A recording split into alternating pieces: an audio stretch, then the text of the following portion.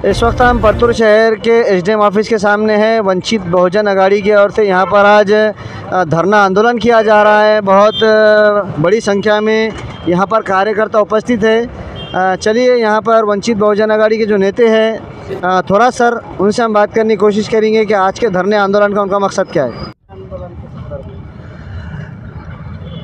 आज परतूर उपविभागीय कार्यालयासमोर वंचित बहुजन आघाडी परतूर मंठा नेरशिवली विधानसभा मतदारसंघाच्या माध्यमातून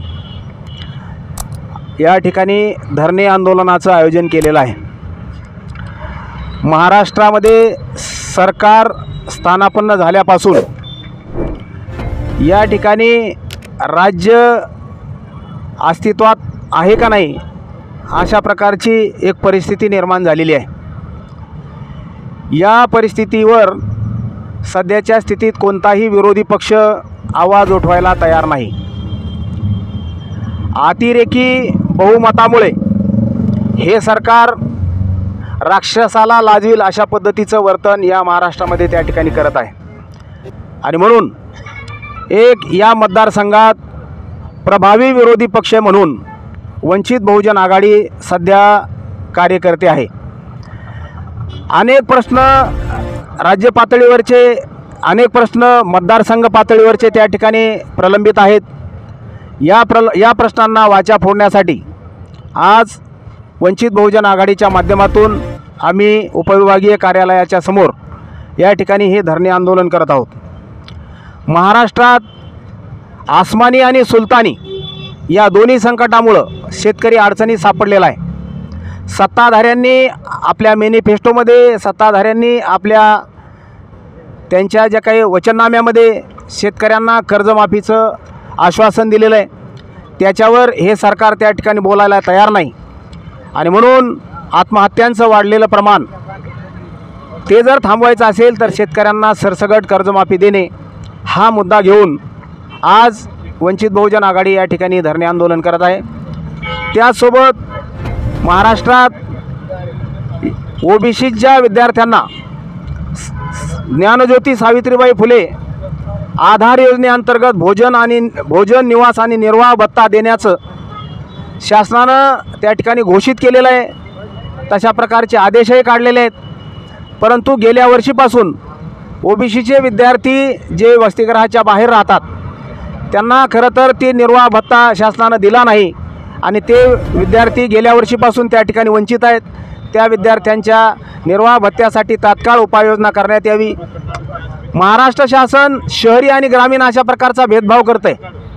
ग्रामीण भागातल्या घरकुलधारकांना 2.25 लाख रुपये आणि शहरी भागातल्या घरकुलधारकांना 2.5 लाख रुपये म्हणजे माणसं सारखेच साधनांच्या किमती सारख्याच परंतु शहरातले लोक वेगळे आणि खेड्यातले लोक वेगळे अशा प्रकारचा भेदभाव करून दोन्ही घरकुलांना अनुदानाच्या रकमेमध्ये जी तफावत आहे ती तफावत दूर करून ती सारखी करण्यात यावी अशा प्रकारची मागणी आम्ही त्या ठिकाणी घेतलेली आहे। परभणीला जे काही डॉक्टर बाबासाहेब आंबेडकर यांच्या पुतळ्याचं त्या ठिकाणी काही विटंबना झाली आणि त्या विटंबनेच्या निषेधार्थ जे आंदोलन उभं राहिलं त्याच्यामध्ये जे शहीद झालेले सोमनाथ सूर्यवंशी आहेत यांच्या हत्या त्या ठिकाणी शासकीय अधिकाऱ्यांकडून त्या ठिकाणी झाली।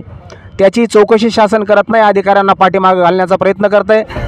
त्या अनुषंगानं त्याची चौकशी करण्याचा एक विषय आम्ही घेऊन आज हे धरणे आंदोलन करतो आहोत। परतूर मतदारसंघात प्रचंड गाजावाजा करून 5 वर्षापासून लोकांचे डोके असे किर्र झाले की वॉटर ग्रीड 500 कोटी रुपयाची ही असलेली वॉटर ग्रीड परंतु 500 लिटरही पाणी आणखीन नागरिकांच्या भांड्यामध्ये त्या ठिकाणी आलेलं नाही।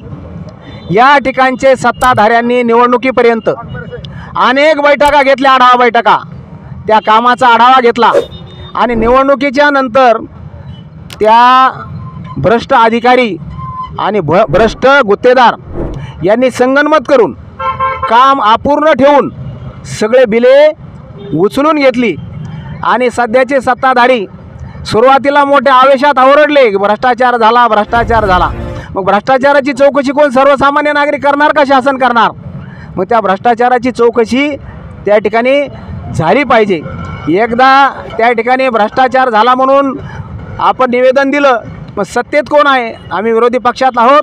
विरोधी पक्षांच्या माध्यमातून वंचित बहुजन आघाडीचा या सरकारला असं आव्हान आहे की या भ्रष्ट गुत्तेदाराला आणि अधिकाऱ्यांना जर खरंच भ्रष्टाचार झाला असेल त्याची चौकशी करून त्यांच्यावर फौजदारी गुन्हे दाखल करावेत. अशा पद्धतीची आमची त्या ठिकाणी मागणी आहे.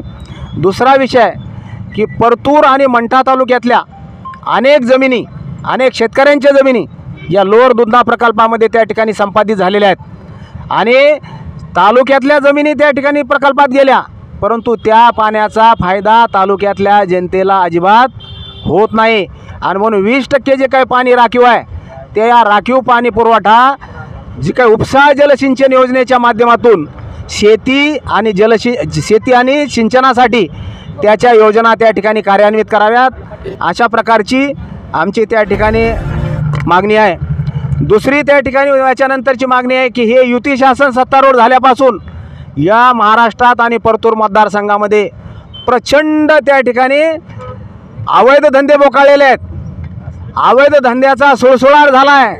दारू असेल, मटका असेल, जुगार असेल आणि गौण खनिजाचं उत्खनन तर दिवसा ढवळ्या होत आहे. दिवसा ढवळ्या शासनाचा आणि अधिकाऱ्यांचा त्याच्यावर कुठल्याही प्रकारचा वचक राहिलेला नाही. वचक म्हणण्यापेक्षा यांचे स्वतःचे खिसे गरम करून बिनभोभाट या गौण खनिजाच्या उत्खननाला मंठा असेल, परतूर असेल, दोन्ही तहसीलदार, या ठिकाणचे SDO आणि या ठिकाणचे राजकीय वरद हस्त असलेले नेते मंडळी यांच्या माध्यमातून हे गौण खनिजाची चोरटी म्हणण्यापेक्षा बिनभोभाट अशा प्रकारची गौण खनिजाची त्या ठिकाणी ही चोरी चालू आहे.